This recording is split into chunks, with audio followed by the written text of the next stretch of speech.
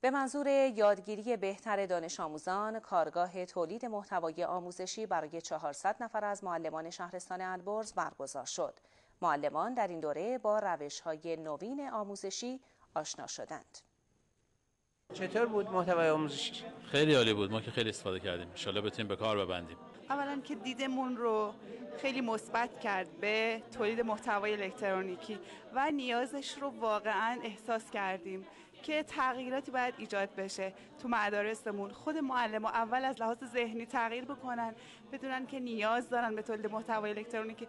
بعدم این دوره ها خیلی کلاس‌ها مفیده، چون همیشه حالا به ما میگن که با آموزش الکترونیک تو کلاس‌ها با بچه‌ها هماهنگ باشید. من خودم با کامپیوتر کار میکنم. اینه که آموزش به بچه‌ها چطور باشه، این کلاس خیلی مفید بود. بسیار مفید بود و ما استفاده لازم رو بردیم. دیگه روش‌های سنتی جوابگویی مسائل است و در بحث کاهش هزینه‌ام کمک زیادی به معلمین و مدارس میکنه. این کلاس‌ها رو قبلا ما در تهران، مشهد و عراق برای بیش از 1000 مدرسه استفاده کردیم و بازدهی خیلی خوبی داشته.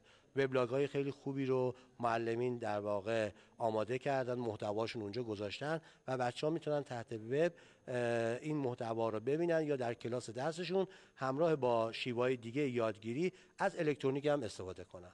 ما هم بران شدیم که با توجه به اینکه نیاز ضروری و لازم هست این تولید محتوا را به صورت پایلوت در سطح شهرستان اجرا بکنیم.